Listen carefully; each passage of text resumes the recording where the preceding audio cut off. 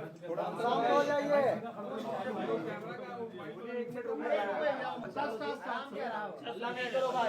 चलिए शांति। चलिए आप सब लोगों को मैं आज स्वागत करता हूं। जैसे आप लोगों को जानकारी होगी, जो घटना मोकामा विधानसभा क्षेत्र में हुआ है उसको जिला प्रशासन और पुलिस ने काफ़ी अति गंभीरता से लिया है। गंभीरता से लेते हुए पूरी घटना का छानबीन भी पुलिस द्वारा पुलिसी कार्रवाई के तहत की जा रही है। कांड दर्ज हुआ है और पुलिसी कार्रवाई अलग से चल रही है। हम लोग इस घटना को बहुत ही सीरियसली देख रहे हैं और घटना के बाद काफ़ी हम लोगों ने कार्रवाई की है। आज जो गिरफ्तारी हुई है इसके संबंध में एसएसपी साहब और केस के डिटेल संबंध में आपको बताएंगे। आचार संहिता बहुत ही एक मजबूत स्तंभ है पूरा इलेक्शन प्रोसेस में, और इलेक्शन कमीशन का स्पष्ट निर्देश है कि बाई लॉ इलेक्शन होगा तो उसी का अनुपालन 100% करने में हम लोग लगे हुए हैं और कराएंगे भी। कोई भी असामाजिक तत्व किसी भी प्रकार की प्रयास करेगा कानून तोड़ने का, आचार संहिता तोड़ने का या किसी भी प्रकार की इन्फ्लुएंस करने का कोशिश करेगा तो उनके विरुद्ध कठोरतम कार्रवाई की जाएगी। हम लोग 100% आर्म्स डिपोजिशन करने के लिए आदेश दिए हैं और लगातार जल्द से जल्द जितने भी लीगल आर्म्स हैं वो भी डिपॉजिट हो जाएंगे। चेकिंग पॉइंट्स हर विधानसभा में 50 के ऊपर पॉइंट्स बनाने के लिए निर्देश दिया गया है, जिसमें सीएपीएफ के माध्यम से भी चेकिंग कराई जाएगी। सेजर पूरे राज्य में पटना जिला में सबसे ज़्यादा सेजर अभी तक का हुआ है। लगातार सीएपीएफ सक्रिय हैं और पर्याप्त मात्रा में सीएपीएफ की बल उपलब्ध है। वो पुलिस बल और मजिस्ट्रेट के साथ लगातार चेकिंग की कार्रवाई लगातार कर रहे हैं और सेजर भी कर रहे हैं। आचार संहिता के संबंध में सभी पदाधिकारियों को पुनः निर्देश दिया गया कि किसी भी प्रकार के अगर उल्लंघन होगा उनके विरुद्ध कठोरतम कार्रवाई किया जाना है। जहाँ तक इलीगल आर्म्स की बात है उस पर और तेज़ी लाई गई।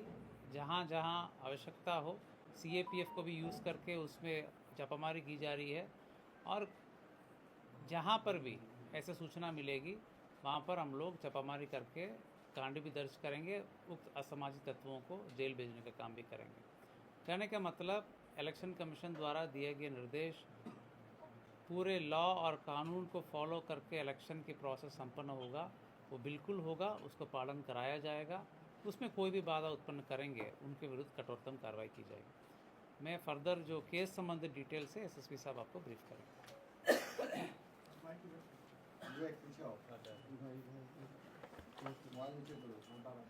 आप लोग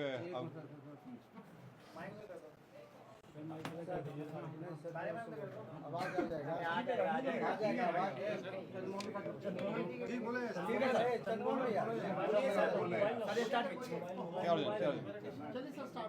सर स्टार्ट कीजिए। आप लोग अवगत हैं कि 30 तारीख को एक गंभीर घटना घटी थी और जो दुर्भाग्यपूर्ण था कि इस तरह की घटना नहीं होनी चाहिए थी। इस घटना में जो तारतर गांव है उसके समीप में दो पक्षों जो वहाँ प्रत्याशी थे वो उन दोनों के काफिला आ रहा था और उन दोनों के बीच पक्षों में झड़प हुई और झड़प में पथराव हुआ, लोग घायल हुए और उसके बाद एक शव बरामद हुआ। उसमें जो दुलार चंद यादव हैं जो 75 वर्ष के रहने वाले हैं, उसी गांव के पास के रहने वाले हैं, गंगापुर में भी आपराधिक इतिहास रहा है, उनका शव बरामद किया गया। उसके बाद वहाँ पे दोनों पक्षों के द्वारा कांड दर्ज कराया गया। कांड दर्ज होने के बाद अनुसंधान प्रारंभ किया गया। पुलिस घटना की सूचना मिलते ही तुरंत पहुंची थी वहाँ पे और वहाँ से साक्ष्य भी इकट्ठे किए गए। घटनास्थल से कई जगह के फुटेज भी प्राप्त हुए जिससे क्या घटना हुई है उसके बारे में कई जानकारियाँ मिली। लोगों के गवाह भी सामने आए और उनकी गवाही भी ली गई। साथ ही कल मृतक का पोस्टमार्टम कराया गया, उससे भी हम लोगों को अहम सुराग मिले। जो अभी तक के अनुसंधान में आया उसमें उससे प्रतीत हुआ कि ये जो घटना हुई है ये आदर्श संहिता का उल्लंघन भी हुआ है। इसमें ये एक गंभीर मामला भी था। हम लोग इलेक्शन कमीशन के द्वारा निर्देशित भी किया गया था कि शांतिपूर्ण ढंग से इलेक्शन होना चाहिए, और इसमें जब अनुसंधान किया गया तो पाया गया कि जो प्रत्याशी हैं वो वहाँ पे मौजूद थे, उनके सामने में घटनाएं हुई हैं और जो कांड के मुख्य अभियुक्त भी हैं अनंत सिंह, उनकी आज गिरफ्तारी बेड़ना गांव से किया गया है। इसमें हम लोग को जो जानकारी प्राप्त हुई थी, इनके 2 सहयोगी भी इनके साथ में थे जो उस घटनास्थल पर भी थे और उनकी भी गिरफ्तारी की गई है। ये 2 व्यक्ति हैं मणिकांत ठाकुर जो नदवा गांव के रहने वाले हैं और दूसरा रंजीत राम जो लदमा गांव के रहने वाले हैं। इस पूरे मामले में 3 लोगों की गिरफ्तारी हुई है। जो प्रत्याशी हैं अनंत सिंह, उनकी गिरफ्तारी हुई है। दूसरा मणिकांत ठाकुर जो नदवा गांव के रहने वाले हैं, बाढ़ थाना अंतर्गत। दूसरे रंजीत राम जो लदमा गांव के रहने वाले हैं। ये लोग भी उस घटनास्थल पर थे मौजूद। इन तीनों की गिरफ्तारी की गई है।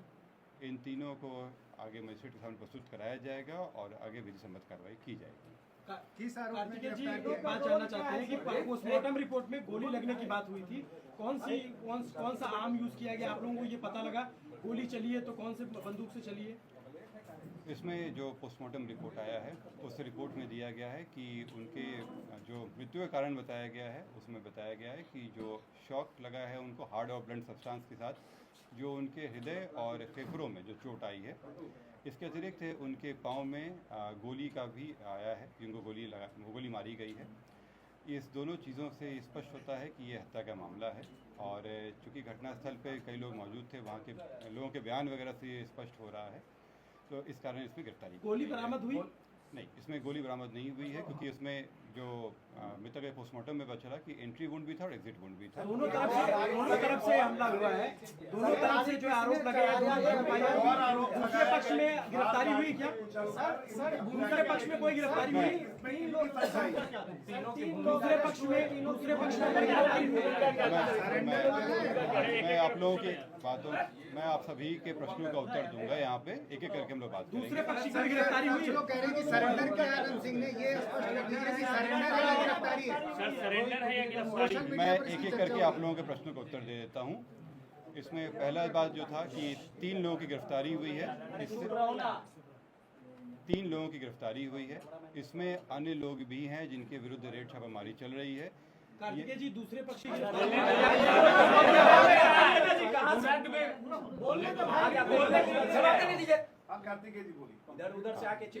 मैं फिर से रिपीट कर दे रहा हूँ। इस मामले में अभी तक 3 गिरफ्तारियां हुई हैं। इसमें अन्य लोग भी हैं जिनकी गिरफ्तारियों के लिए रेड छापामारी चल रही है। जल्द ही उनको भी गिरफ्तार किया जाएगा। इसमें अनुसंधान सीआईडी के द्वारा भी शुरू किया गया है। सीआईडी की एक टीम भी बनाई गई है जो इस पूरे मामले पे अनुसंधान साथ में करते रहेगी और हम लोगों को सहयोग भी देगी। जो अग्रतर अनुसंधान में आएगा उससे भी आप लोग को अवगत कराया जाएगा। जो आप लोग द्वारा प्रश्न किया गया था कि दूसरे पक्ष पे क्या कार्रवाई हुई, तो आप लोगों को अवगत करा दें कि इसमें इस पूरे घटनाक्रम में कई चीज़ें हुई हैं। पहला कि जो आपस में जो दोनों पक्षों के बीच में मारपीट की घटना हुई थी, पत्थरबाजी हुई थी, उसका कारण दर्ज कराया गया है। पुलिस को जब जानकारी मिली थी कि इस तरह की चीज़ें हो रही हैं, उसका भी केस दर्ज कराया गया।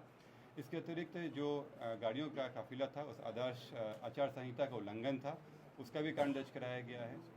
कल जब पोस्टमार्टम के लिए ले जाया जा रहा था तो वहाँ पे भी कुछ शरारती तत्वों के द्वारा पुलिस के साथ भिड़ंत हुई थी, उसका भी कांड दर्ज कराया गया है।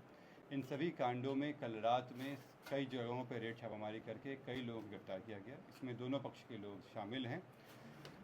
इसमें जो पुलिस के साथ हाथापाई हुई या तोड़फोड़ हुई या आपस में मारपीट हुआ, उन मामलों में गिरफ्तारियाँ हुई थी। ये हत्या के मामले में आज ये गिरफ्तारी 3 हुई है। सरेंडर किया है सर या गिरफ्तारी हुई? कहाँ से गिरफ्तारी? जैसे मैंने स्पष्ट कहा है कि ये 3 गिरफ्तारी हुई है। इससे स्पष्ट है कि सरेंडर नहीं है, गिरफ्तारी है।